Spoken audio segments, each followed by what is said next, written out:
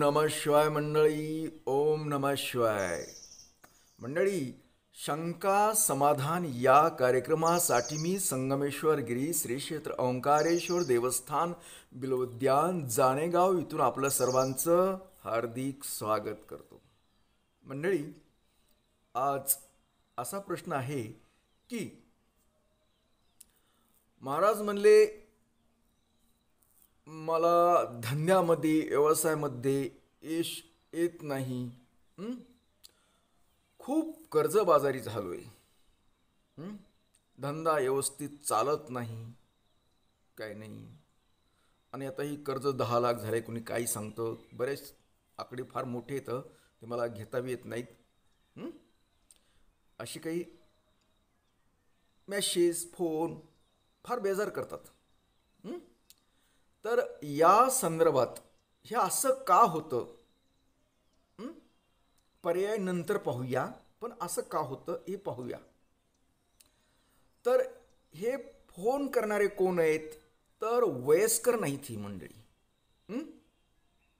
40-50च्या आसपासली नाही की माझा व्यवसाय असा झाला आहे, व्यवसाय चालत नाही असं म्हणणारी नाहीत. तर ही मंडळी आहेत 25-30 याच्यातली वयाच्या दरम्यानतली ती तरुण मंडळी आहे. तर यांच्या गोष्टी अशा का होतात, ह्या प्रकार हे पाहूया. तर काय असतं, ही मंडळी शिकलेली असते, शिक्षण झालेलं असतं. शिक्षणा नोकरी लागलेली नसते एखाद्या वेळेस त्यांना. काही असेल, काही अडचणी असतील, त्या नोकरी करू शकलेल्या नसतात. अगर नोकरीच्या संदर्भात कुठे जमलेलं नसतं, म्हणून ते काय करतात, व्यवसाय करण्याच्या मार्गी लागतात. आणि त्यांची जी पालक असतात, त्यांचे पालक कोणी असतील, ते त्यांना भांडवल पुरवतात. अथवा असे मंडळी घरच्या घरावर, बंगल्यावर, कशावरती खूप काही कर्ज घेतात बँकांकडून. बँका खूप कर्ज देतात. आणि हे असे कर्ज घेऊन व्यवसायामध्ये उतारतात. आणि का असतं, कुठल्या तरी एखाद्या व्यवसायकाचं त्यांनी हायफाय बघितलेलं असतं. तिथं व्यवस्थित स्टाफ टिप, सगळं फर्निचर वगैरे सगळे म्हणजे चकाचक कार्यक्रम बघितलेला असतो. आणि त्यांच्या स्वप्नात, त्यांच्या मनात असतं की आपण अशा पद्धतीचं बिझनेस करायचा, दुकान टाकायचं, काय असेल ते, म्हणजे मोठ्या लोकांचं बघून त्यांना असं करायचं असतं. म्हणे ते काय करतात, मग बँकांकडून, अगर इतर घरचे काही मंडळीकडून, घरचे काही वडील रिटायरमेंटला आलेले असतात, रिटायर्ड झाले असते, त्याचा काही पैसा असतो, काही असतं, त्यांच्याकडे भांडवल असतं घरच्या लोकांचं, ते भांडवल याच्यामध्ये गुंतवतात. अगर घरचे मंडळी काय करतात, त्यांचे पालक, आता ठीक आहे मुलांसाठी एवढं पैसा गोळा केला तर आपण त्याला व्यवसायामध्ये उतरूया, हे ठरलेलं असतं. मी जेवढ्या का मंडळींनी मला फोन केलेत, मेसेज केला, अगर त्यांच्याशी चर्चा झाली, अगर बोललो आहे, त्या जवळजवळ अशाच आहेत. म्हणजे आयत्या पिठावर रेघोट्या. म्हणजे यांनी स्वतः भांडवल तयार केलेलं नाही, तर हे भांडवल मिळवलेले आहे. म्हणजे बँकांकडून, कुठून, घरी येऊन हे झालं. आता सांगायचं आहे काय, की असं केल्यानंतर होतं काय, की ह्यांना जे असतं का नाही, पैसा मिळवण्यासाठी काय लागतं, कष्ट काय लागतं हे माहीत नसतं.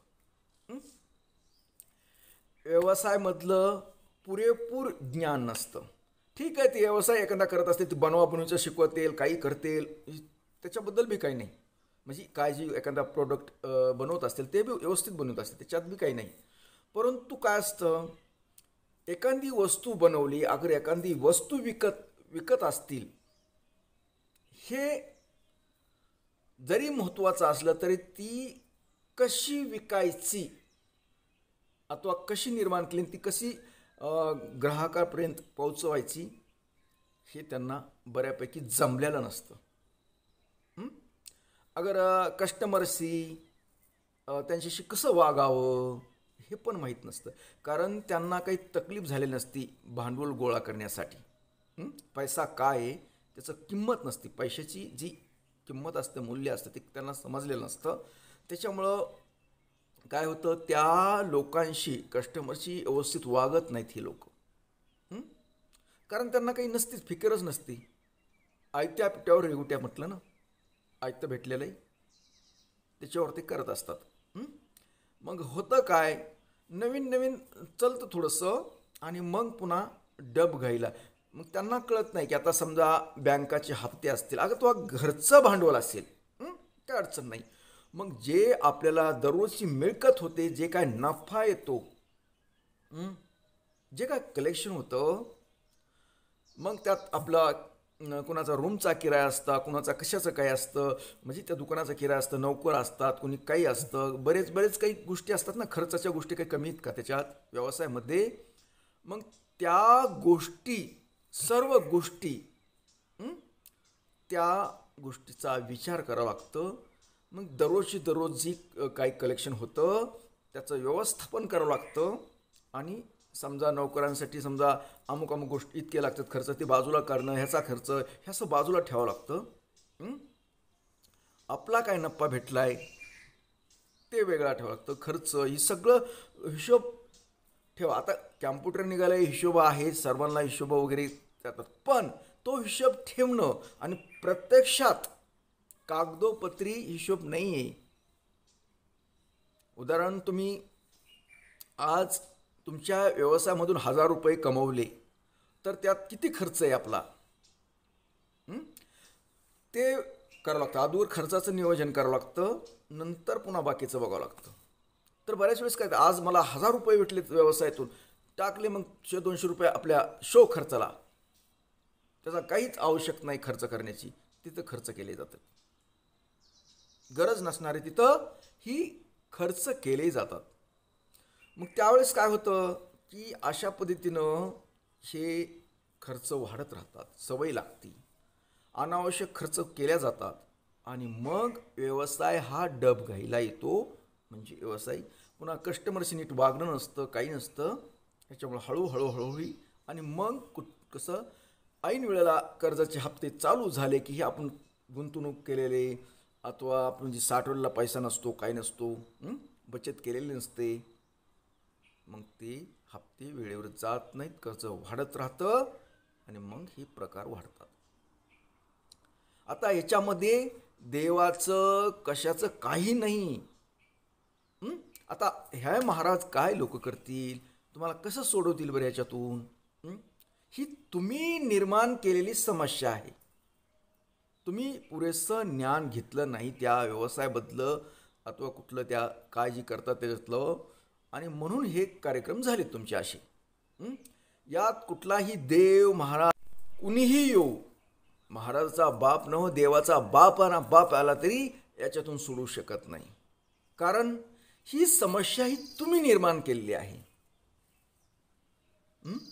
इथं काय करू शकतात आम्ही लोक? तुम्ही ही चूक केलेली, तुम्ही घमेंडीवर गेलात, तुम्ही त्याचं ज्ञान घेतलं नाही, अगर पैशाचं तुम्हाला महत्त्व कळलं नाही. बरेचसे आहेत मंडळी, तरुण मंडळी, खूप मंडळी मला फोन करतात, कर्जबाजारी झालो होतं, असं झालं, व्यवसाय चालत नाही, रडतात, आता मी याच्यातून कसं सुटून, मला आत्महत्या केल्याशिवाय पर्याय नाही, असे वगैरे वगैरे बोलतात. आता याच्यात काय करू शकतो आम्ही? ठीक आहे, तुम्ही काम करतात, त्यासाठी यश येण्यासाठी काही मंत्र समजा आपण सांगू शकतो, काही तोडगे सांगू शकतो, पण हे जी समस्या निर्माण केली आहे तुम्ही केलेली आहे. तुम्ही बहुतेक इथं देवाचं अथवा कुणाची करणी, कधी काय म्हणतो की नाही माझा व्यवसाय चांगला चालला होता म्हणून कुणीतरी काहीतरी केलं. अरे बाबा, केल्याचा हा नंतरचा प्रश्न राहिला, पण अगोदर तो चुकला, ह्याचं काय करायचं, याचं काय करायचं, असं नसतं. ते करणी भरणी नंतरचा विषय झाला, पण ही चुका ही आपण केलेल्या आहेत, ते आपणच सुधारावं लागतात. त्यासाठी मला सांगायचं आहे काय, तर तुम्ही व्यवसाय करताना एकदम मोठ्या प्रमाणात करू नका. व्यवसाय करायचा अथवा काय करायचं असेल तर एकदम मोठ्या प्रमाणात करू नका. अनुभव नसताना तुम्ही छोट्या प्रमाणात सुरू करा, झिरोतून निर्माण करा, म्हणजे तुम्हाला महत्त्व कळेल, पैशाचं महत्त्व कळेल. आणि मग जर स्वतः कमवलं तर ऑटोमॅटिक काही अडचण येत नाही. एकदम मोठ्या प्रमाणात करायला गेला तर मग करायचं आहे तुम्हाला मोठ्या प्रमाणात, तर पुरेपूर माहिती, पूर्ण ज्ञान, पैशाचं व्यवस्थापन, व्यवसायाचं व्यवस्थापन व्यवस्थित करावं, म्हणजे असं होत नाही. हं? इथे देवाचं वगैरे काही नाही. आणि बऱ्याच वेळेस काय होतं बघा, आता पैसा खूप कमवतात, पण आता ही समाजातून पैसा कमवलेला असतो. असा नियम असतो की समाजातून पैसा कमवल्यानंतर त्या पैशातील काही आपला नफा आहे, 100 रुपयाचे असेल तर एखादा रुपया तरी एक देव धर्म, दान धर्म, अन्नदान अशा ठिकाणी खर्च करावा लागतो. समाजात कामासाठी समाजाच्या करावा लागतो, द्यावा लागतो. हे एक महत्त्वाचं आहे. कारण कसं असं समाजातून घेतलं तर समाजाला काहीतरी द्यावं लागतं. नियम आहे तसा. तुम्हाला जर यश पाहिजे असले, तुमच्या व्यवसायामध्ये जर यश पाहिजे असेल, तर ह्या गोष्टी करणं अत्यंत गरजेचं आहे. तुमचा छोटासा व्यवसाय असेल तरी तुम्ही आज समजा दिवसभरात एखादा तरी रुपया त्या दानपेटीत करावी. दुकानामध्ये, तुमच्या व्यवसायामध्ये, तुमच्या ऑफिसमध्ये त्यात एखादा तरी रुपया टाकावं दररोज. तुमच्या व्यवसायातून काय तुम्ही नफा मिळवला आहे ना त्याच्यातून, आणि कुठेतरी दान धर्माला, अन्नदानासाठी असा खर्च करावा. कारण याच्यातून तुम्ही समाजातून काही घेतलंय ना, तर समाजाला थोडंसं परत द्यावं लागतं. जर तुम्हाला तुमच्या व्यवसायामध्ये यश पाहिजे असेल तर लक्षात ठेवा. तर अशा पद्धतीनं तुम्ही लोक असं करतात. तर नवीन जी काही मंडळी व्यवसायात कुठं उतरू समजा उतरण्याची शक्यता आहे, अगर त्यांचा विचार चालला तर एवढं लक्षात ठेवा, काय करायचं ते मी काय बोललो ते, आणि मग करत राहा. काही अडचण येणार नाही तुम्हाला. बघा, तुम्ही सुरुवात छोट्यापासून करा. एकदम मोठा गाज घेऊ नका, गिळत नसतो, अडकतो नरड्यामध्ये. तर खाली बी जात नाही आणि वरी बी येत नाही, मग तेच अडकतो, मग गुटूक होतं. त्याच्यामुळे थोडं थोडं खा, चावून खा, व्यवस्थित होतं. चला, तर आता आपला निरोप घेतो आणि परत भेटतो उद्या सकाळी याच वेळी आणि याच ठिकाणी. तोपर्यंत मंडळी, ओम नमः शिवाय. जय हिंद, जय भारत. सुखी राहा आणि समाधानी राहा.